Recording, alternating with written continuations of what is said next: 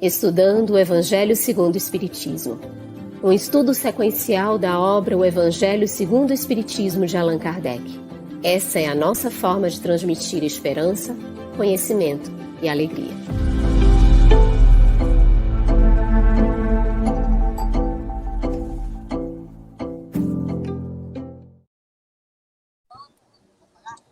Irmãs e irmãos queridos, sejam todos muito bem-vindos ao Estudando o Evangelho segundo o Espiritismo. Esse é o nosso 12º encontro, mas o primeiro encontro desse ano novo, e rogamos a Jesus as suas bênçãos de amor e de paz sobre todos nós. Gostaríamos de cumprimentar a nossa querida intérprete para Libra, a Tainan Chinun, que pertence ao grupo de estudos Surdos Espíritas. Também os nossos convidados, sejam muito bem-vindos, Cris Mascarenhas, voluntária do SESF, Centro Espírita Sem Fronteiras, e o nosso querido Simão Pedro de Lima, membro da Sociedade Espírita Casa do Caminho, de Patrocínio, Minas Gerais. Nossos agradecimentos aos queridos parceiros de transmissão e cumprimentamos também nosso querido irmão Carlos Campetti. Boa noite, Carlos. Boa noite, Lu. Uma satisfação imensa estarmos aqui, Simão, Cris e a Tainã, no nosso trabalho, e para você que está em casa também, a nossa saudação fraterna. Hoje nós retomamos o estudo do capítulo 2 de O Evangelho segundo o Espiritismo. O tema será o ponto de vista, um tema muito interessante, e as instruções dos espíritos, uma realeza terrestre, que também é um tema interessante. Vamos iniciar aqui perguntando para o Simão. Satisfação muito grande, viu, Simão, de estarmos juntos aqui na atividade. O item 5 desse tópico afirma-lhe Kardec: a ideia clara e precisa que se faça da vida futura dá uma fé inabalável no porvir. Você poderia explicar para nós essa frase de Kardec, por favor? Boa noite, Carlos. Boa noite, Luciano Bahia, Cris, fazia tempo que eu não havia. Boa noite a Tainã, nossa intérprete, e boa noite a todos, que estão conosco aqui nessa noite. É uma alegria poder retornar, ao nosso ciclo de estudos. Com muita alegria estamos aqui. Carlos, Kardec dizia que a imortalidade da alma é o poder moralizador da doutrina espírita. Está lá no primeiro capítulo da Gênese, quando ele diz, então, que é o poder moralizador, a imortalidade. O que ele diz nesse tópico, nesse capítulo 2, sobre esse aspecto aqui, que dá uma outra tônica para a vida? É essa certeza da vida futura. Não é uma conjectura sobre a vida futura, é uma certeza sobre a vida futura. E quando nós temos essa certeza, que aliás Kardec reforça bem isso lá na conclusão número 5 do Livro dos Espíritos, quando ele nos fala que o Espiritismo toca no ponto fundamental da nossa existência, o da nossa felicidade. Essa felicidade ela passa a ser percebida melhor quando dilatamos o conceito de vida, quando entendemos que vida não é sinônimo de encarnação, que a encarnação é uma parte da vida, mas não é a própria vida. E isso abre, descortina para nós o porvir, como consequência natural do existir, do agora. O depois, ele não é algo incógnito, ele é sabido. Sabe-se que existe o depois. E isso gera uma nova perspectiva de vivência aqui na Terra, fazendo-nos perceber que estamos cumprindo uma etapa da nossa vida quando estamos na Terra. Que o estar na Terra não é a vida, mas estar na vida. O estar na Terra é estar no curso da vida e enxergando esse futuro que nós construímos por nós mesmos, aqui no momento encarnado. Então isso abre uma nova ética relacional, uma nova forma de lidar com as vicissitudes da vida, percebe-se a transitoriedade do processo da vida material, percebe-se a realeza efetiva da vida. Então, é esse sentido que Kardec coloca aqui, dessa fé inabalável no futuro, essa ideia do futuro, melhor dizendo, que dá uma fé inabalável, que dá uma segurança. E isso é fundamental. Mas podem até muitos dizerem que as outras ideias espiritualistas também falam da imortalidade. E por que no Espiritismo seria o poder moralizador? Há uma diferença entre falar da imortalidade e demonstrar a imortalidade. Há muitos anos, um dos grandes líderes religiosos, Papa João Paulo II, ele disse: cremos na vida após a morte, porém não sabemos claramente como ela é. Esse é o aspecto que diferencia o pensamento espírita. Sabemos como ela é. Esse é o ponto, por isso é moralizador. Nos leva a ter uma outra forma de conviver, de vislumbrar, dá uma esperança, a esperança no aspecto da certeza, no aspecto de que nós continuaremos. Então, tudo isso forma o conceito que Kardec chama aqui de ponto de vista, como a nos dizer, dependendo do ponto de vista do futuro, é o nosso comportamento no presente. E se o ponto de vista é a continuidade da vida, o nosso presente deixa de ser limitado a berço e túmulo. Passa a ser um presente de um ser que sabe que o futuro é certo. Excelente, Simão. E o quanto isso é significativo para as nossas ações, como você muito bem pontuou. Aqui no chat nós vemos corações amigos, queridos, e pessoas, Carlos e queridos convidados, Tainã, pessoas de diversos pontos do nosso país e também de outras partes do nosso planeta. Tem aqui Brasília, Distrito Federal, Sorriso, Mato Grosso, Rio de Janeiro, São Paulo, Rio Grande do Sul. E a gente vai encontrando aqui vários corações de Portugal, que vão aqui se cumprimentando, e a gente quer aproveitar para reiterar que esse espaço para que a gente faça comentários, perguntas, vamos tirar as nossas dúvidas, vamos aproveitar os nossos convidados aqui para conversarmos um pouquinho sobre esses temas que vão nos conduzindo de maneira especial para as nossas reflexões, nas nossas atitudes, nos nossos comportamentos. Cris, mas nem todo mundo acredita ver esse aspecto da vida futura e essa nuance que o Simão muito bem colocou para a gente. E o Kardec, ele vai comentar sobre essas pessoas que não creem na vida futura.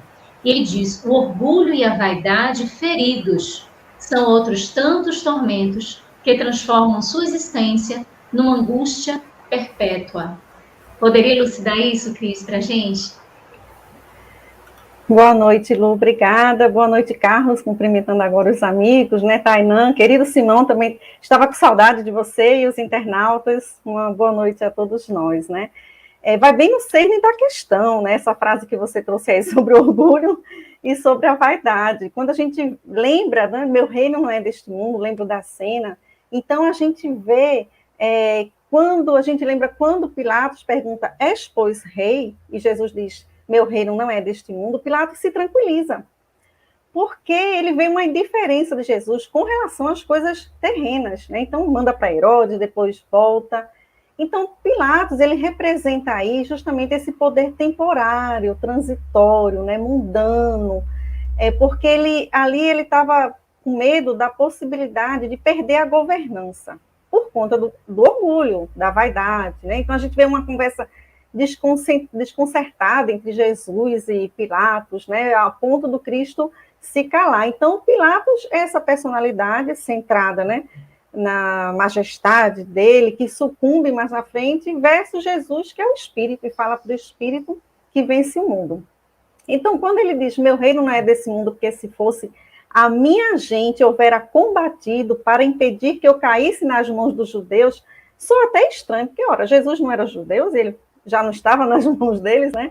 E aí a gente lembra daquela, quando ele fala da parentela material e espiritual. Quando ele fala minha gente, são aqueles que estão em comunhão com ele, né? Que fazem a vontade do Pai. Então, o judeu era uma circunstância, era a questão do mundo, né? Da materialidade, e nós escolhemos o Barrabás, inclusive, né? E ele diz que meu reino ainda não é deste mundo. Então, já traz aí um outro componente muito forte desse capítulo, que é a fé. A certeza na vida futura, né? Que a gente tem justamente por conta desse ponto de vista, de um olhar diferente. Então, Pilatos, assim como nós, né, quando não consideramos essa possibilidade de uma vida espiritual após a morte física, nós focamos totalmente na existência atual. Nós vamos ficar presos às expectativas desse mundo, vamos querer preencher o nosso espírito e nossa alma, que deveria ser alimentada com as virtudes, com as coisas externas, com o materialismo, com o afeto, né, com nossas questões emocionais.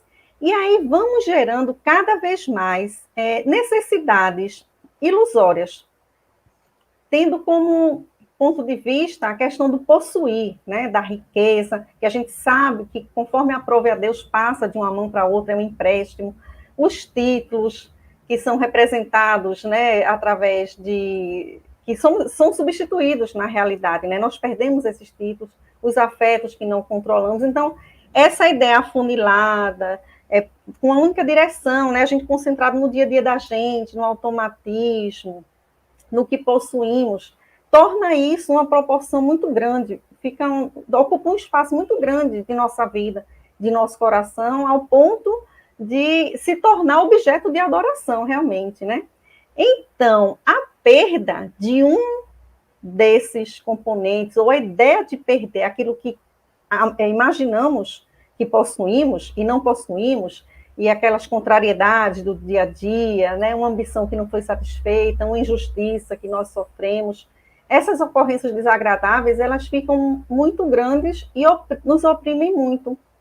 E aí traz justamente o que o Kardec fala de uma angústia perpétua. O que é isso, essa angústia perpétua? Uma angústia que vai durar para sempre, do ponto de vista de quem está sofrendo por conta dessas coisas materiais, é uma angústia para sempre mesmo. Quando a gente vem aqui para André Luiz, nesse livrinho, ó, Vivendo o Evangelho, de Antônio Badu e Filho, André Luiz diz o seguinte: envolvido na tela destas frustrações, carregas a desilusão por fardo insuportável. Imaginas que toda a tua existência se resume ao acontecimento infeliz. Então, ele fica focado ali, né? O orgulho, ele, quando a gente tem um conceito exagerado da gente, a gente não suporta uma comparação, a gente não suporta ser questionado, a gente não admite ninguém acima, a gente nem compete com o outro porque acha que é melhor, né? E esse comportamento, ele beira, assim, uma espécie de loucura, porque a gente distorce a realidade, quando não consegue ver as qualidades do outro, né? A gente sempre está acima. Então, quando um doutor da lei, para finalizar, diz assim, pergunta a Jesus: mestre, o que preciso para herdar a vida eterna? E Jesus pergunta: o que está escrito na lei?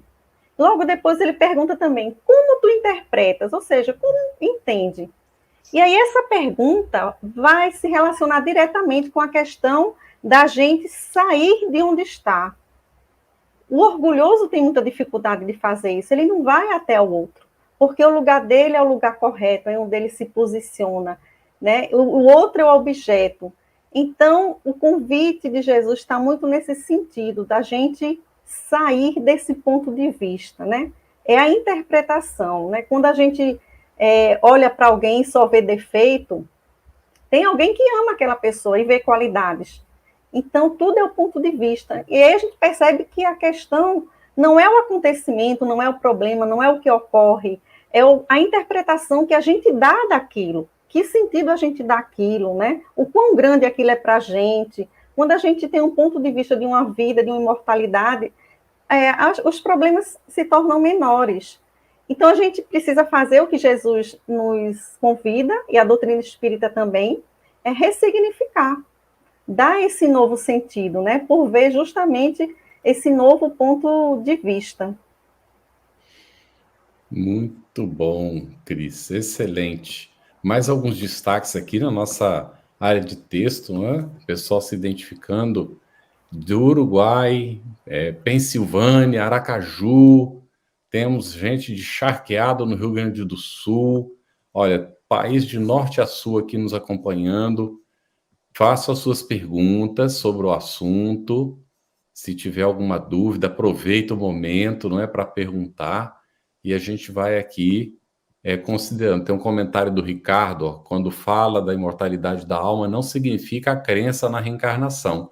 Né? De fato, né, como o Simão Pedro tinha comentado, ou seja, não garante que se aceite a ideia da reencarnação, né, que vamos reencarnar. Então, o Espiritismo apresenta essa visão bem mais ampla e, como o Simão Pedro disse, com muita propriedade, evidencia, traz o fato, não é? Demonstra.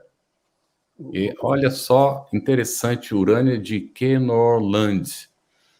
Alguns negam, talvez, por medo das consequências das suas atitudes presentes e passadas. Não é? Pode acontecer isso, não é? Como é que uma pessoa que sabe que a vida continua, que tem que responder conforme a lei de causa e efeito, faria coisas para prejudicar o próximo? Então, é preferível negar, não é? Que isso exista. É muito interessante. Aqui tem um comentário para Luziane. Aqui diz, Luziane, qual da responsabilidade do espírita quando este tópico no testemunho, na divulgação da doutrina, aí faltou um pedacinho. No Muito mundo. bem. Depois completa, no mundo, não é? Ok, foi um comentário muito bom. Vários comentários aqui, muito obrigado. E, Simão, nós vamos agora, então, para o item 6 do Evangelho. Carlos, Sim, esse comentário do Ricardo aí, que você leu, sim. Tá. É interessante. Uhum. Ele coloca que a certeza da vida futura, da continuidade, da imortalidade, ela não necessariamente leva à ideia da reencarnação. Uhum. É perfeita essa frase e, ao mesmo tempo, ela é interessante para desenvolvermos um pequeno raciocínio. Uhum. Qual a finalidade da imortalidade se a mortalidade da vida material, que é diminuta perante a imortalidade, determina toda a consequência dessa imortalidade? Veja, se nós somos imortais, nós não temos fim. Se nós não temos fim, a maior parte da nossa vida será sempre a parte não vivida. Sempre o que nos falta viver será sempre a maior parte. Então, imaginemos, para um ser imortal, o que são 100 anos? Nada. Então, como que 100 anos, 80 anos de vida material vai determinar toda a consequência de uma vida futura? Que imortalidade é essa cuja consequência que ela carrega foi gerada por uma mortalidade, ou seja, foi gerada por uma vida material? Então, seria uma imortalidade sem propósito. Como que o mínimo determinará o máximo? Como que o finito determinará o infinito? Então, se nós não percebermos que esse processo é de evolução, e segundo a teoria unicista, não há evolução na imortalidade. Então, do que adiantaria a imortalidade se ficaríamos simplesmente inertes? Se ficaríamos completamente estagnados? Isso fere o próprio aspecto da perfeição divina. Então, do que adianta uma imortalidade se ela não vai mudar em nada a minha possibilidade evolutiva? Então, a ideia reencarnacionista ela vem dar sentido à imortalidade. A ideia reencarnacionista vem dar o fundamento para a própria imortalidade, dando-nos, mostrando-nos que nós temos N oportunidades de nos refazer. E esse nos refazer é o processo evolutivo. Se nós olharmos a questão 171 do Livro dos Espíritos, Kardec pergunta aos benfeitores onde se fundamenta a verdade, o dogma da reencarnação. E eles respondem, na justiça de Deus e na revelação, pois um bom pai sempre deixa abertas as portas para o arrependimento dos seus filhos. Então, do que adiantaria eu ser imortal se eu não posso refazer a minha vida, que foi determinada por um diminuto tempo da existência material? Então, é muito interessante essa fala dele. De fato, crer na imortalidade, saber da imortalidade não leva necessariamente à ideia reencarnacionista, mas sem a ideia reencarnacionista, a imortalidade perderia a sua finalidade, a sua função. Excelente, Simão. E a gente está vendo aqui as participações no chat, né? Muitas participações, vamos mesmo colocando aqui os nossos comentários, as nossas dúvidas, aproveitando aqui os nossos queridos convidados. E a pergunta do Marcos, o Marcos D'Amico, às 21h43, ele pergunta assim, Cris: qual a responsabilidade do espírita quanto a este tópico do testemunho e na divulgação da doutrina no mundo? O que você nos diz, Cris? Especialmente agora, né, numa transição, da transição para o mundo de regeneração, é nos solicitado que o espírita, por ter conhecimento mais aprofundado da imortalidade, por termos acesso a obras literárias, né, essa mediunidade que nos permite essa troca de informação entre o mundo espiritual e material, é a hora de darmos o testemunho, de agirmos com tranquilidade, com calma, de esclarecer o outro desde que ele aceite, de amparar, né? Tem uma mensagem do Dr. Demer, na Sociedade de Paris, de 1867, que ele diz assim, ó: não vos inquieteis, para vós espíritas, que sabeis que morrer é renascer, se fordes atingidos e partirdes, não ireis à felicidade? Se ao contrário fordes poupado, agradece a Deus, que assim vos permitirá aumentar a soma dos vossos sofrimentos e pagar mais a soma dos vossos presentes, pagar mais pela prova. De um lado ou de outro, quer a morte vos fira, quer vos poupe, só tendes a ganhar. Ou então, não vos digais espíritas. É estranho, realmente. Nós, espíritas, óbvio que o medo é uma emoção básica. Nós sentimos. Ninguém está negando isso, né? Ela responde a um estímulo externo. A questão é o que nós fazemos com medo, como elaboramos. E com o conhecimento, com o raciocínio, com a inteligência, nós elaboramos, com o acesso que nós temos a essas informações, e devemos manter a serenidade e tentar contribuir para a serenidade do outro também, que caminha conosco. Muito bom.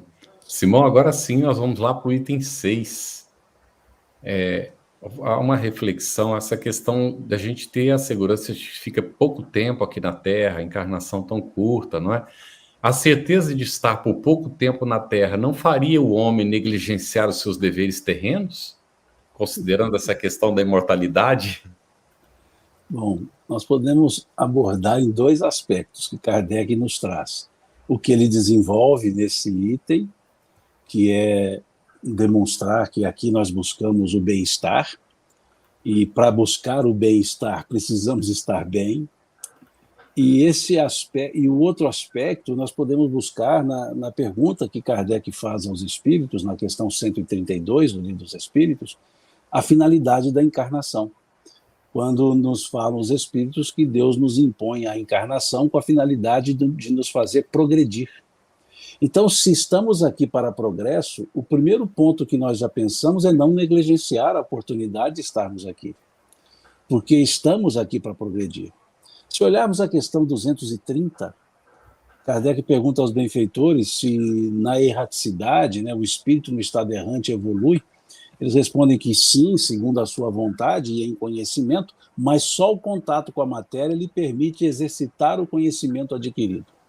Então vejamos que estar na Terra é para o nosso processo evolutivo, para o nosso melhoramento. Como negligenciar uma etapa que é fundamental para a nossa existência? Uma etapa onde nós vamos nos construindo. E então, além desse aspecto que os espíritos nos mostram, Kardec vem mostrar, né, ele vem associar a ideia do bem-estar, a ideia da lei de conservação, o instinto de sobrevivência no aspecto material. Nós trazemos os aspectos instintivos. Nós não perdemos as condições instintivas das nossas experiências anteriores. Então, existe um processo natural de permanência, de conservação, como temos um instinto de perpetuação. E isso é do mundo orgânico. Kardec, quando vai estudar o mundo orgânico, né, os seres orgânicos e inorgânicos, lá no livro primeiro do Livro dos Espíritos, os Espíritos nos mostram isso com clareza. Então, não há como negligenciar. Nós temos um impulso natural para valorizar a existência. E aí vem um aspecto. Esse impulso natural de valorizar a existência, se não bem entendido, pode nos levar à ideia materialista, à ideia de dar mais valor à matéria. Então, aí vejamos o campo de provas. Nós trazemos em nós a condição de entender o porquê de permanecer aqui, para justamente perceber que o aqui não é o determinante final. Veja a aparente contradição, veja o aspecto dialético que os espíritos nos colocam. Esse dialetismo de mostrar que aqui estamos, precisamos estar, mas não permaneceremos. E lidar com esse preciso estar, mas não permanecerei, é justamente para lidar ou com o apego excessivo ou com o hedonismo, o aspecto hedonista, por assim colocar. Ou seja, nada interessa, o aspecto nihilista, nada existe depois, e aí, sobremaneira, valoriza aqui. Ou o aspecto de, já que aqui não é importante, eu vou viver como se já estivesse lá. Mas se eu viver como se já estivesse no mundo espiritual, eu não aproveito as experiências do mundo material. Se nós olharmos São Luís, logo chegaremos nesse capítulo, né, o capítulo 4, São Luís ele vai dizer no capítulo 4 do Evangelho, segundo o Espiritismo, que é por meio de uma experiência material que o espírito se realiza. Ele vai mostrar claramente isso lá, quando vai trabalhar o nascer de novo. Santo Agostinho vai reforçar isso no capítulo 14 do Evangelho segundo o Espiritismo também, sobre esse momento importante da Terra. Então, se ele é um momento importante, e assim se entendendo, não há por que deixá-lo relegado a um nível de não importância, a um nível de não necessidade. Então, com isso, nós fortaleceremos estar na Terra, porque o nosso bem-estar é justamente entender esse processo evolutivo. E aí, nesse dialetismo, para o bem-estar eu preciso estar bem, mas eu estarei bem se tiver o bem-estar. Então, entra num aspecto dialético. E assim nós vamos crescendo. Então, Kardec mostra claramente isso, né, que ao procurar o bem-estar, e com essa visão futura, nós não colocaremos o bem-estar exclusivamente na matéria, mas entenderemos que por meio desse exercício material nós podemos ter o bem-estar espiritual. E esse reforço vem no item 10 do capítulo 17, também do Evangelho segundo o Espiritismo, uma mensagem belíssima, chamada O Homem no Mundo, e nos mostra a importância de sermos felizes como felizes podem ser as pessoas do mundo. É a frase que eles usam, sede felizes como felizes podem ser os homens no mundo. Mas eles deixam um alerta. Mas que em vossa felicidade jamais entre nenhum ato que possa fazer corar a face daqueles que vos amam e vos dirigem. Então eles mostram qual é o roteiro para viver aqui. Então eu sugiro que deem uma leitura no item 10 do capítulo 17 do Evangelho segundo o Espiritismo, que nós vamos entender o bem-estar, o estar bem, a importância da vida material, embora sejamos seres espirituais. Excelente, Simão. Cris, a Elaine Cristina, às 21h50, colocou: sabe, tem uma dúvida. Quando praticamos o perdão e perdoamos aqueles que nos ofendem, mas daí continuamos a ser ofendidos, daí nós perdoamos novamente. Até que ponto temos que ir numa situação dessa? Boa noite, Elaine. Tem uma diferença entre perdoar e aceitar. Então, eu vou perdoar 70 vezes 7 indefinidamente. Eu vou sempre perdoar, até porque isso faz parte do meu próprio processo evolutivo. Mas eu não preciso aceitar situações que me põem em risco, situações que correm contra minha saúde mental, minha saúde física. Então, não é concordar, tem que pensar direitinho. O que é perdoar? É não revidar, não é? É compreender a pessoa, é amparar no que for possível, mas às vezes é preciso manter uma distância, e aí só nos resta orar pela pessoa.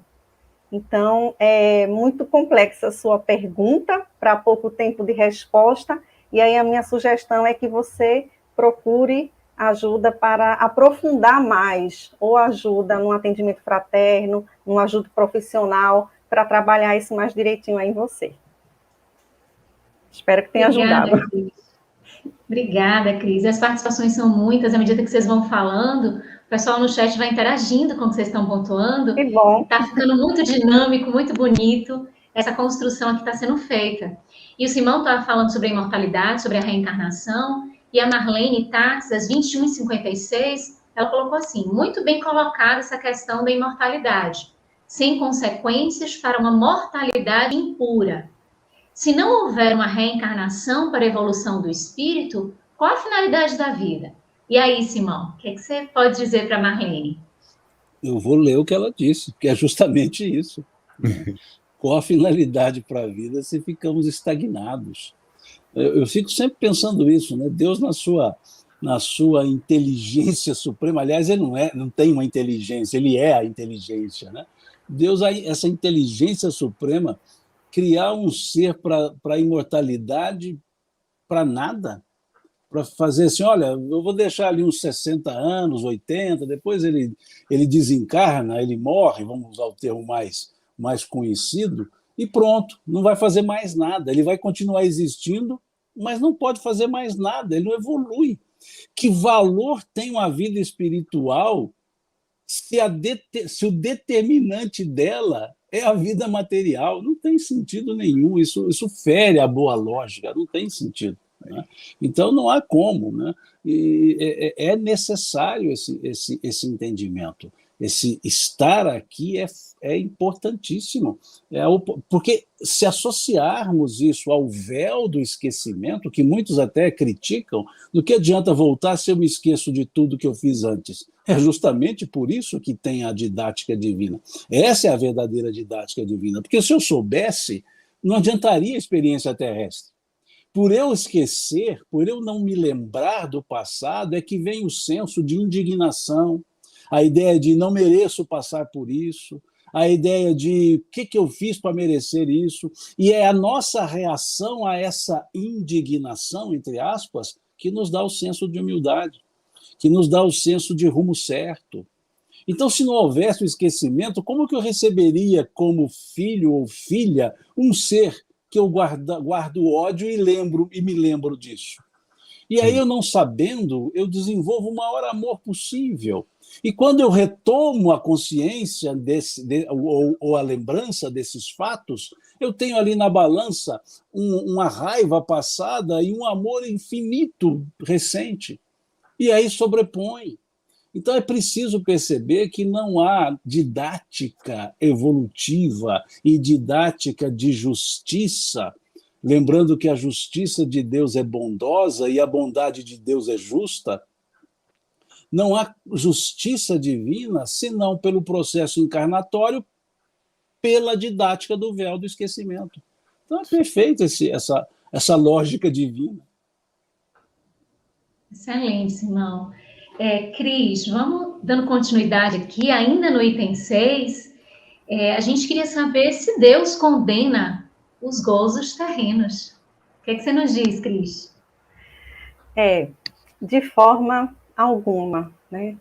A gente tem uma lei de progresso, tem uma lei de conservação, uma lei de trabalho, né, que justamente nos impele a caminhar, a evoluir, a desenvolver o raciocínio lógico, né, e o sentimento, consequentemente. Emmanuel, lá em Palavras de Vida Eterna, ele diz assim: estás produzindo de acordo com as influências a que te afeiçoas, ou seja, a intenção, né?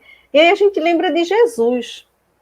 A gente precisa fazer bom uso do recurso, não desperdiçar. se estamos influenciados por Jesus, pelo Evangelho, mesmo aquilo que nos parece sem valor, que nos parece errado, nós podemos dar um novo sentido, podemos fazer de uma forma que vá beneficiar a nós e a outras pessoas, né? Nós não trabalhamos apenas para nos alimentarmos, para nos vestirmos, nós temos nossos desejos, nós temos nossa vocação que gostamos de desenvolver, aprender, evoluir. Nós precisamos da paz, do dever cumprido, contribuir com a obra de Deus na Terra, e através desses recursos que Ele nos dá, né? E aí fala muito de uma coisa, volta para a fé, quando a gente trata da fé, que a fé é o que nos conecta com o futuro. A fé, a gente coloca ela lá na frente com uma certeza de que algo vai acontecer, que pode ser um projeto, que pode ser uma meta, um objetivo, né? A fé que quer dizer que é emuná no hebraico, que fala de uma crença, de um sentir, mas que fala da prática também, e nos está inata. No Evangelho segundo o Espiritismo diz que ela é a mãe da esperança e do amor ou caridade, conforme a tradução bíblica, né? Nós lembramos que a fé, que é essa certeza de que algo vai ser feito, algo vai ser produzido, nós vamos produzir. A esperança é o combustível, é aquele suporte que nós temos para aguentar essa espera, digamos assim. A esperança nos mantém ali firmes, né? E o amor, quando a gente concretiza. O Emmanuel, no Pensamento e Vida, que Chico Xavier psicografa, ele tem um capítulo chamado Propriedades, e ele fala que a riqueza é um empréstimo de Deus, ninguém detém, não é de ninguém. E aprove a Deus mudar de mão em mão, ela pula, conforme a necessidade, conforme lhe apraz, né? Então, nós precisamos dar um bom uso. Quem tem riqueza pode, através de uma empresa, gerar empregos, gerar bem-estar, gerar saúde, gerar o desenvolvimento de uma sociedade.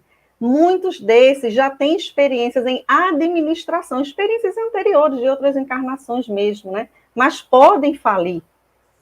E quando esse mau uso é feito de uma forma egoísta, só pensando em mim, nos meus, na minha família, o Emmanuel nos diz que isso é uma apropriação indébita, ou seja, nós vamos prestar conta, né, do mau uso que nós fizemos. Então, o que é condenado, na realidade, é o abuso, como tudo, né, o exagero, os extremos não são bons, né, sempre o caminho do meio, porque às vezes a gente confunde esse gozo com prazer, né? Então, se a gente coloca as coisas materiais, o uso desses instrumentos, desses recursos que chegam até a gente, sempre na frente das virtudes, das questões divinas, das questões espirituais, nós vamos ter problema sim, mas condenado não é. A gente tem que fazer bom uso, né? Que tudo que chega até a gente, que a gente transforme em bem para nós, para o outro, né? Em algo bom, em algo belo, e assim Deus age através de nós no mundo, porque nós estamos no mundo material, nós utilizamos dele, né? Para a nossa evolução e para a evolução da sociedade, da nossa comunidade, do nosso planeta.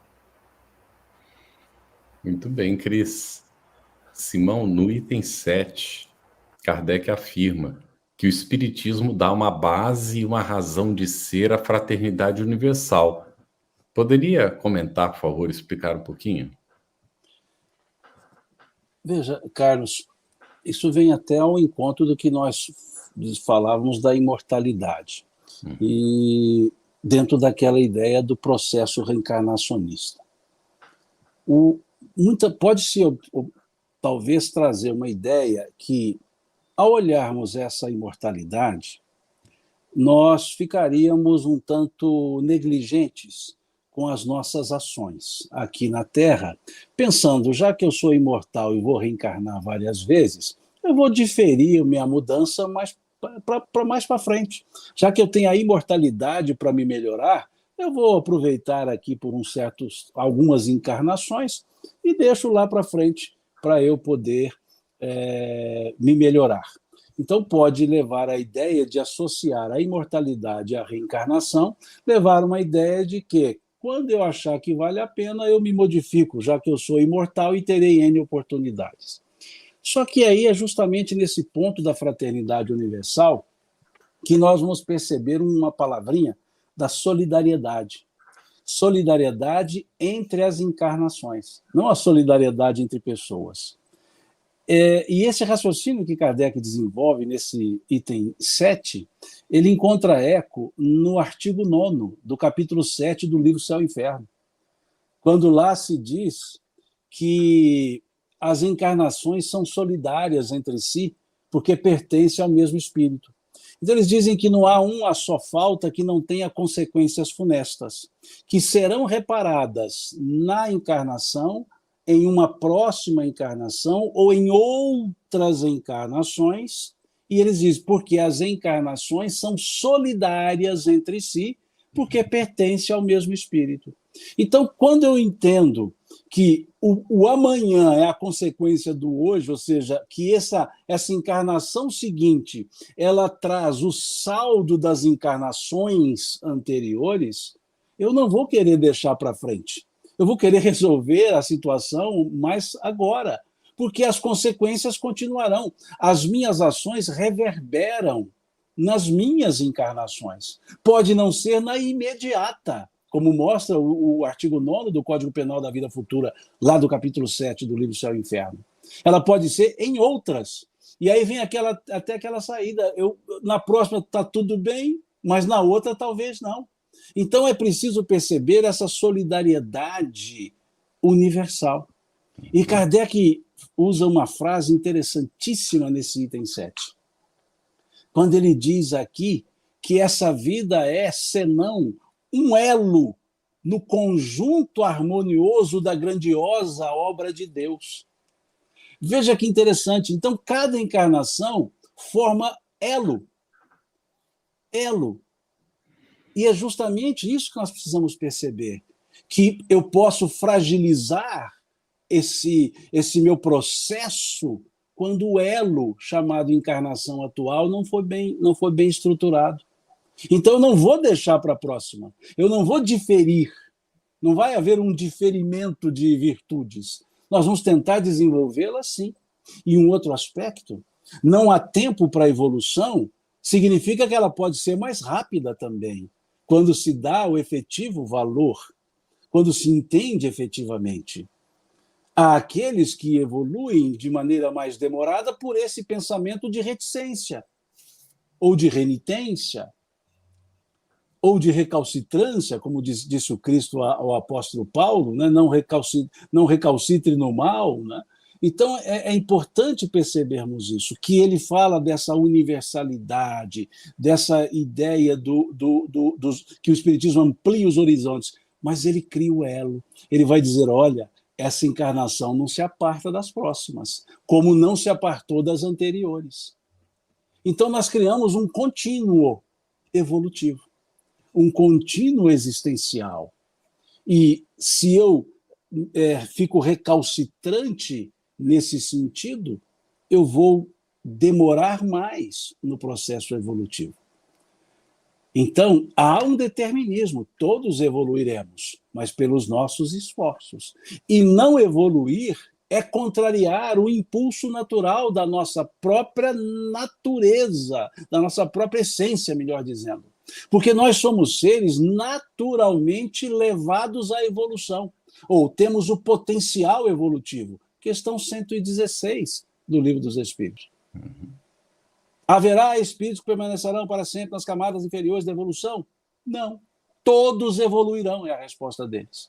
Então, se todos evoluirão, que nós temos o germe, nós temos o impulso evolutivo em nós. E por que temos o impulso evolutivo? Porque todo criador coloca a sua característica na criatura. O Criador, Deus, é eterno. A característica da eternidade, para nós, é a imortalidade. Nós não somos eternos. Nós tivemos começo. Eterno não tem começo, não tem fim. Nós tivemos começo. Então, veja, a imortalidade é um atributo da eternidade. Então, aquele que tem a essência, que é o Criador, a eternidade, nos deu como atributo a imortalidade. Então, por isso, todos nós trazemos um impulso evolutivo. E quando recalcitramos na evolução, quando não exercitamos a evolução, estamos contrariando a nossa própria natureza. E isso gera dor, isso gera sofrimento. Então, por que diferir se eu posso evitar todas essas questões valorizando a encarnação presente e não esperando por outras oportunidades se eu posso trabalhar agora? Excelente, Simão. Olha como esses comentários a respeito do ponto de vista vai nos conduzindo para essa percepção ampliada que vai fazendo com que nós olhemos o nosso mundo íntimo, a nossa realidade interior. Então, aqui o chat vem falando sobre reforma, sobre transformação, sobre mudar a si mesmo, mudar o outro. E estão comentários ricos nesse sentido, apontando justamente para essa atitude do presente que vai definindo o nosso futuro, vai desenhando a nossa estrutura e costurando esse futuro que nós queremos para cada um de nós. Daniel Rosa de Assis, às 21h57, Cris, pontua a respeito do egoísmo. Se seria a causa de não se crer na vida futura do espírito, com a predominância, então, acho que da vida material, nesse caso, que sobre a vida moral. O futuro real que destrona o apego e consola as aflições mais árduas. Então, ele traz aí, o egoísmo seria essa causa de não se crer na vida futura do espírito? Fechado. Você está silencioso, Desculpa. A gente sabe que o egoísmo e o orgulho, né, eles são realmente as chagas da humanidade. E deles é que se derivam todas as nossas mazelas, né, todas as nossas imperfeições, os nossos erros, os nossos equívocos. Então, certamente, quando nós temos atitudes que são egocentradas, nós começamos a ter uma visão limitada. Já está dizendo, egocentrada em mim. Então, eu não enxergo muito além. Eu não presto atenção no que o outro diz. Eu não quero me aprofundar, né? Eu não quero estudar. Eu não quero aumentar minha lente, né? Ampliar meu conhecimento, porque eu estou focado apenas na minha necessidade, em atender apenas as minhas necessidades, e isso me limita, né? Então, com certeza, o egoísmo, junto com o orgulho, né, que a gente falou lá no início, são entraves, sim, dificultam essa visão da imortalidade, que é uma visão espiritual, que precisa realmente de um desprendimento da gente, de uma disponibilidade, né, do espírito para alcançar essas mensagens, para prestar atenção, né? Às vezes só a dor é que nos traz isso. Muito bom, Cris. Simão, a Elaine Torres, às 21h05, nos pede para comentar um pouquinho sobre o preconceito de rotina, que funciona como um entrave para a nossa evolução. Mais uma vez, a reencarnação vem tirar essa forma. Porque, vejam, se eu hoje estou numa posição que me sinto melhor do que alguém, numa outra eu posso estar numa posição justamente o contrário a que eu estou hoje. Então não há senhor, não há escravo, não há servo, não há senhor, não há rico, não há pobre, no sentido de trazer um orgulho, uma discriminação que eu chamaria inercial, porque nós não somos a posição que ocupamos, nós não somos. Nós somos os seres espirituais que as posições elas se modificam encarnação por encarnação. Se eu não dou o efetivo valor, eu vou ter que ter o aspecto retributivo da minha ação. As reencarnações não são penalizações, mas elas trazem 3 aspectos. Elas trazem os aspectos retributivos, os aspectos educativos e os aspectos preventivos. O que são esses aspectos? O retributivo é eu sentir aquilo que eu fiz, para eu entender o dano causado. Mas esse processo retributivo não é pena de talhão, é pura e simplesmente o reflexo. O aspecto educativo é justamente a partir daí perceber o que não se deve fazer, o que se deve recompor. E o aspecto preventivo é, sabendo disso, não começar a fazer. Então nós estamos numa encarnação em que semeamos e colhemos. Colhemos o passado, semeamos o futuro. Então, isso dá uma noção da impropriedade, do absurdo, da discriminação inercial. Essa discriminação por assim dizer, estrutural. Com a reencarnação, vai nos mostrar que nós ocupamos papéis na sociedade, mas não somos os papéis ocupados, e que esses papéis se modificam. E se a gente percebe isso, e estamos numa condição, por assim dizer, melhor, melhores nós seremos com os outros, para que eles não fiquem nas posições não boas. Mas quando abusamos da nossa posição, há um retorno natural, o aspecto retributivo, não é punitivo. A lei de Deus, ela é retributiva. Por quê? Porque aquilo que eu faço é algo que me é trazido de volta, para eu repensar. Quando observamos o artigo 16, o artigo 17, os dois artigos desse Código Penal da Vida Futura, lá do livro Céu e Inferno, capítulo 7, nós veremos os 3 aspectos para lidar com essas questões: arrependimento, reparação e expiação. A expiação é sempre residual. Se houve o arrependimento, haverá a reparação.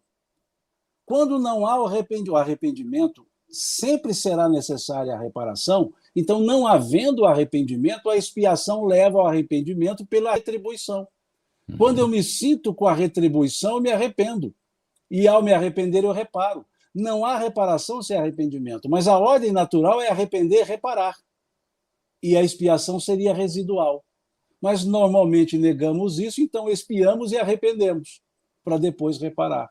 Então não há porquê essa discriminação inercial, porque senão nós teremos o aspecto retributivo, ou seja, a expiação, me chamando a atenção para a impropriedade, para que eu me arrependa e refaça. Então, para que refazer se eu posso fazer? Por que deixar para depois? Por que refazer? Então, valorizemos a nossa posição. A ideia da riqueza é interessante, os espíritos trabalham essa ideia de uma forma muito interessante. Eles dizem que é preciso saber dar valor quando se tem. É preciso prescindir quando não tem. E é preciso abrir mão quando for necessário. Então, ele diz que aqueles que trazem esses 3 elementos são ricos. Dão valor quando tem, prescindem quando não tem e abrem mão quando é necessário. Então, vejam, por que, então, termos esse aspecto discriminatório, se são papéis que nós ocupamos transitoriamente no curso da nossa existência, da nossa vida? Quanta lucidez, Simão, você nos traz nessa resposta. E aqui os nossos amigos internautas foram colocando, Leonídia, Danina, Francis, Marlene, todo mundo concordando e até chegando a dizer que seria bom se nós chegássemos a esse consenso, a essa percepção mais aprofundada das relações. Nesse finalzinho do item 7, Cris, aí do ponto de vista, tem uma reflexão sobre a solidariedade entre as partes. E Kardec coloca que, ao tempo de Jesus, a humanidade não poderia compreender essa solidariedade entre as partes de um mesmo todo. Por que isso, Cris? É verdade, essa solidariedade que o Simão já falou aí, né? A solidariedade entre as nossas encarnações, mas tem, que é regida pela lei de causa e efeito, tem a solidariedade também entre nós mesmos, ou seja, através das relações, porque Emmanuel nos diz que nós somos devedores uns dos outros, então, enquanto tiver alguém sofrendo no mundo, eu ainda não posso ser feliz, né? E também a solidariedade dos mundos, do universo, né? Das moradas do Pai, que vai ser tratado mais na frente. Mas naquele tempo, né, aquelas pessoas estavam ali necessitadas das leis mosaicas, rígidas, severas, para que se comportassem minimamente de uma maneira civilizada. Né? Então, tinha uma infância espiritual, eles vinham de escravidão só mais de 400 anos com os egípcios, né? Depois os babilônios, romanos. Então, havia uma infância realmente psicológica. Né? Então, por causa disso, desse entendimento limitado, Jesus evitou aprofundar as lições libertadoras, que a doutrina espírita traz para nós, né? Mesmo para aqueles espíritos que ele falava às vezes, muitas vezes, na realidade, fazia o evangelho todo dia, reservadamente, explicava, eles não compreendiam, terminaram sem compreender, da mesma forma, né? Então, o que é que Jesus faz? Que aí é uma reflexão aqui de Joana de Ângeles, nesse livro aqui, ó, Jesus e o Evangelho à luz da psicologia profunda, de Divaldo Pereira Franco, faz a psicografia. Joana diz o seguinte: Jesus segue oferecendo o que é essencial, que é o amor. Então, sob todos os pontos de vista, indistintamente, Jesus segue amando, curando, vai no cerne, no principal, e deixa essa parte intelectual mais para frente, porque eles não tinham condições, né? Então, a gente fica pensando, nossa, quem dera se nós pudéssemos, independente de qualquer ponto de vista, de opinião, de ideias, né, que causa tanto problema hoje em dia, amarmos, né, independente dessas questões. Então, ele faz isso, prevendo esse futuro, prevendo que através de uma mediunidade, dessa comunicabilidade entre a dimensão espiritual e material, haverá os esclarecimentos, e aí faz o link, né, no Novo Testamento com o Evangelho segundo o Espiritismo, porque ele promete ali, depois da Santa Ceia, enviar o Paracleto, um consolador, para aprofundar, para dizer o que ele não pôde dizer naquele momento, que eles não iam compreender, mas também para relembrar algo que ele tinha falado, né? Então, o Espiritismo, ele quando traz a mensagem da imortalidade, ele traz a chave para a gente entender a mensagem de Jesus. A gente só compreende com essa visão, com esse ponto de vista, né? Aí vem o consolo, vem o esclarecimento, né? Vem essa possibilidade da reencarnação como uma forma de justiça, né? Então, se não fosse isso, a imortalidade, a vinda de Jesus não tinha sentido nenhum, não tinha nenhum propósito, né? Se não houvesse o futuro. Então, a questão foi essa realmente, foi a infância, né, espiritual daquele povo. Então, nós não podemos mais usar de desculpismo, como diz Emmanuel, né? Não temos mais o que... Já recebemos as mensagens, as revelações que são gradativas e que vão vindo sempre, ainda vão vir mais revelações, nós ainda não compreendemos, né? Ainda ficamos muito ali ainda, mas estamos no caminho. Então, o desafio principal que eu vejo nessa mensagem aí de Joana é que, desse ponto de vista, sabe, a gente sempre pensar primeiro no amor, independente dele, porque ele traz muita dissensão, traz muita guerra, e a gente precisa de paz, né? Ótimo, Cris. Simão, na instrução dos Espíritos, nesse capítulo 2, a assinatura de uma rainha de França na mensagem, e ela fala de uma decepção que ela teve. Poderia comentar, por favor, qual foi essa maior decepção que ela encontrou ao desencarnar, tendo sido rainha? Essa mensagem ela é muito interessante. Tem uma frase desse espírito que, quando eu a li pela primeira vez, eu gravei, porque ela é muito significativa. Ele diz: não se vos pergunta o que haveis sido, que posição haveis ocupado, mas o bem que haveis feito, as lágrimas que haveis enxugado. Essa frase é justamente a chave para entendermos a nossa reentrada no mundo espiritual. É como se ela dissesse: olha, no retorno ao mundo espiritual, não interessa a posição que você ocupou, não interessa quem você foi, interessa o bem que você fez, as lágrimas que você enxugou. E por que isso é interessante? Porque ela é um espírito que, quando encarnado, era do quem eu sou, a rainha. E essa foi a grande frustração, foi a grande decepção, ao chegar no mundo espiritual e perceber que felizes estavam muitos daqueles que eram inferiores a ela no estamento social em que ela vivia. Lembrando esse aspecto de uma rainha de França, como é que era a sociedade da época provável dessa encarnação dessa rainha de França? Porque se a mensagem vem em 1863, ela era bem antes de 1779, quando surge lá a Revolução, 1789, como surge a Revolução Francesa. Então, é uma rainha que antecede. E antecedendo a Revolução Francesa, nós não tínhamos classes sociais, nós tínhamos estamentos sociais. O que é um estamento, o que é uma classe? Classe social, existe grande mobilidade. Eu sou da classe baixa, posso ir para a média, posso ir para a alta, por uma questão de ordem econômica. Estamento, não há mobilidade fácil. Aquele que nasce servo sempre será servo. Eu me lembro bem das aulas de história, quando eu ia falar isso com os alunos, eu dizia, filho de servo, servinho é. Porque o estamento social não permitia que um servo pudesse ser nobre, e não permitia que um nobre virasse servo. Permitia que um nobre pudesse ir para o clero, e um da classe não nobre poderia também para o clero, mas para o baixo clero e para o alto clero. Então eram estamentos sociais, só 3 estamentos: clero, nobreza e servo. Então vejamos como é significativa esse choque, essa frustração.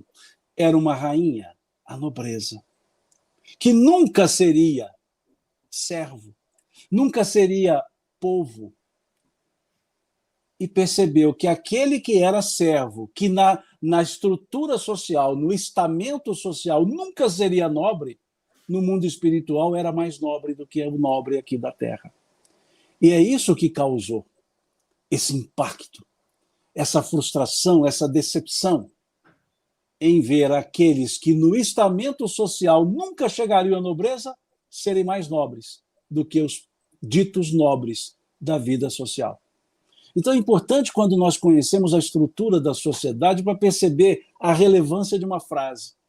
Então não é só o fato de ser uma rainha, porque se fosse uma rainha dos tempos modernos, não teria essas imobilidades sociais. Mas por ser essa rainha dos tempos da monarquia da idade moderna, não da contemporânea, é que o impacto fica mais forte.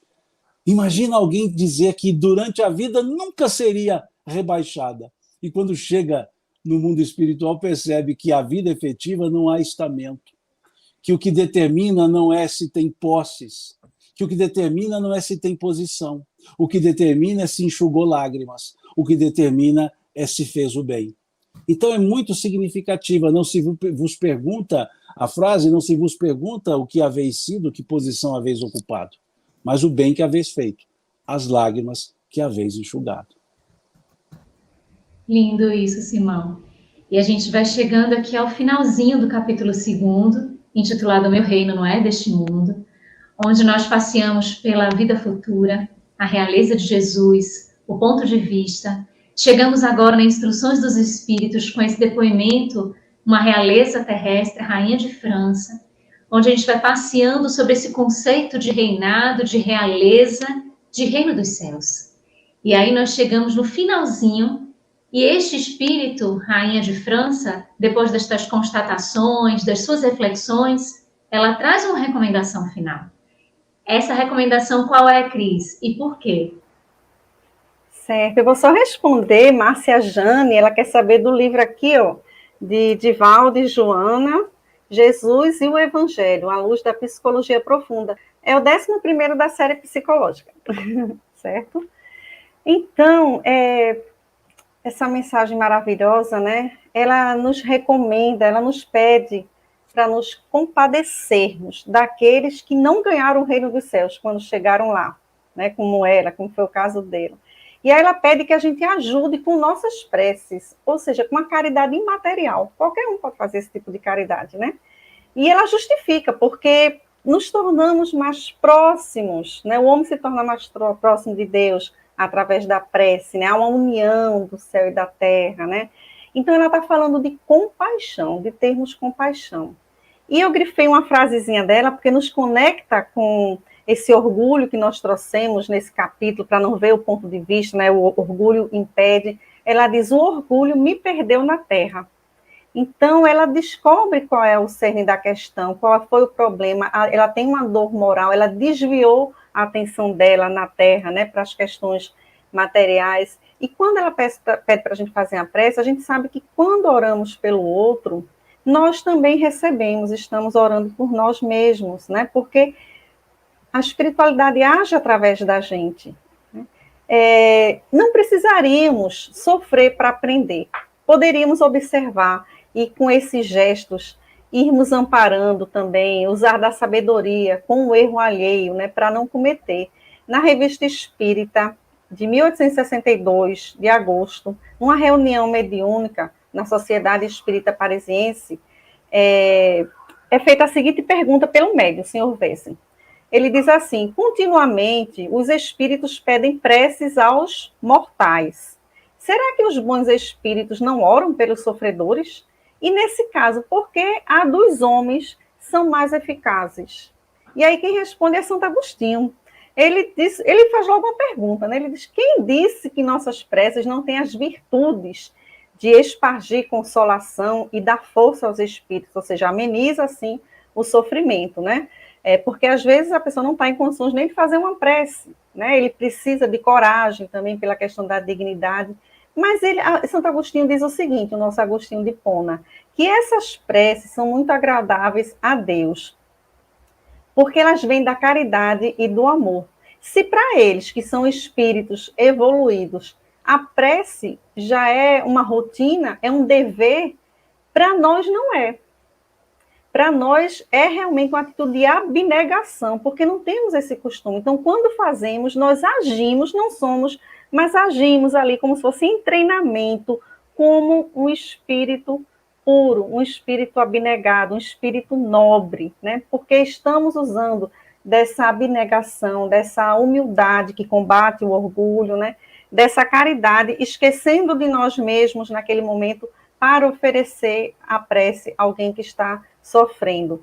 Então, isso nos aproxima, não só pelo simples fato da prece, porque nos conecta, nos sintoniza com o alto, isso nos favorece também, mas especialmente porque estamos dedicando a outro, né? E como já falamos aqui, Deus age através de nós, né? Então, nós terminamos sendo beneficiados da mesma forma, né? É um pedido muito bonito que ela faz e que é um pedido que nós podemos colocar na nossa rotina diariamente, não nos custa nada, é uma caridade imaterial e nós mesmos estamos sendo beneficiados, estamos sendo treinados, né? Estamos sendo preparados para sempre manter uma sintonia e para sempre pensar no outro. É linda essa instrução dos espíritos, dessa rainha de Havre. Muito bem, Cris, excelente. Nós estamos chegando no finalzinho, como a Lu informou. O estudo está disponível também em podcast no canal FEB Podcast do Spotify e nas demais plataformas de áudio streaming.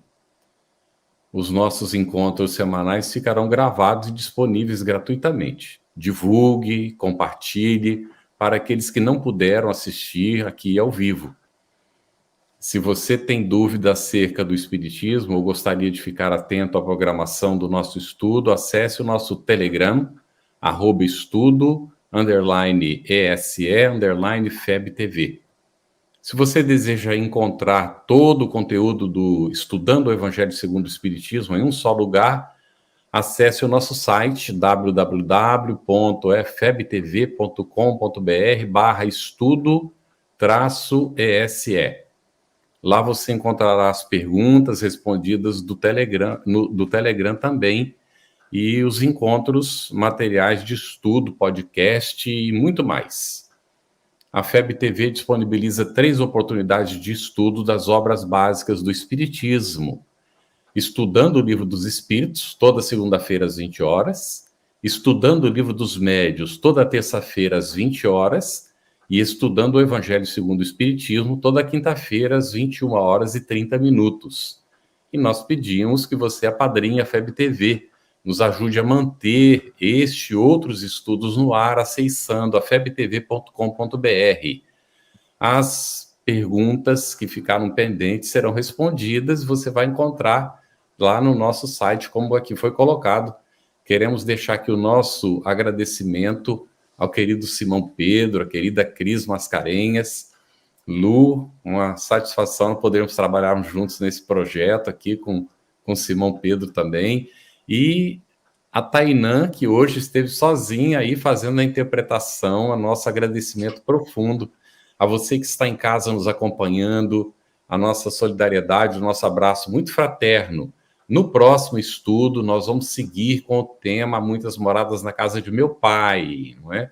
Vamos ver diferentes estados da alma na erraticidade, diferentes categorias de mundos habitados, destinação da Terra, causas das misérias humanas. Vamos examinar, então, a sequência do Evangelho segundo o Espiritismo. Esteja conosco. Grande abraço, até a semana que vem. Obrigado, gente. Estudando o Evangelho segundo o Espiritismo. Um estudo sequencial da obra O Evangelho segundo o Espiritismo de Allan Kardec. Essa é a nossa forma de transmitir esperança, conhecimento e alegria.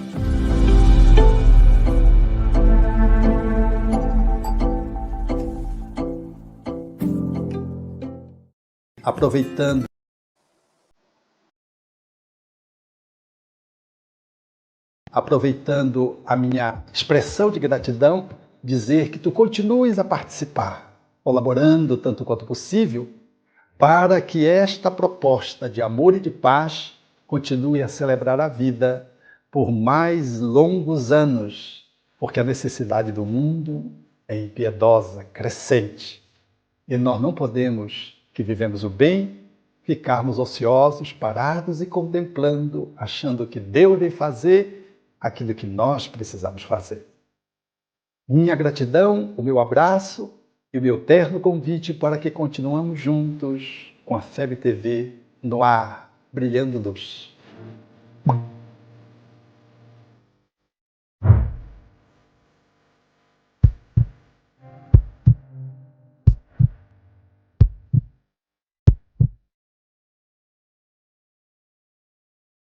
A Federação Espírita Brasileira lança o portal FEB Podcast, com conteúdos em áudio que objetivam esclarecer e consolar corações para uma postura de vida com fé, harmonia e esperança.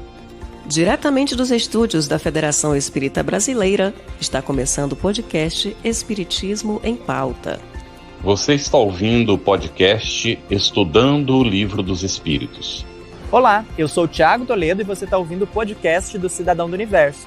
Você está ouvindo o podcast do Entre Dois Mundos. Você está ouvindo o podcast do Gostinho de Leitura. Estudando o Livro dos Médiuns.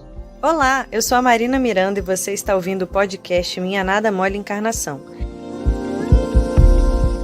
Essa é a nossa forma de transmitir esperança, conhecimento e alegria. Conheça a Federação Espírita Brasileira, que busca mostrar quem ela é. O trabalho realizado por meio desta instituição centenária, trazendo você para dentro da nossa casa. Como surgiu a Federação Espírita Brasileira? De Augusto Elias, o seu fundador, aos dias de hoje, o que ocorreu? Quem foram e quem são os vultos que fizeram e fazem parte desta história? Qual a relação de nomes como Chico Xavier, Bezerra de Menezes e Boni Pereira com esta instituição? Qual a sua missão? Como ela atua na formação do homem de bem? Apresentaremos a Federação Espírita Brasileira em formato dinâmico com vídeos, depoimentos, postagens históricas, áudios. Conheça e faça parte desta família.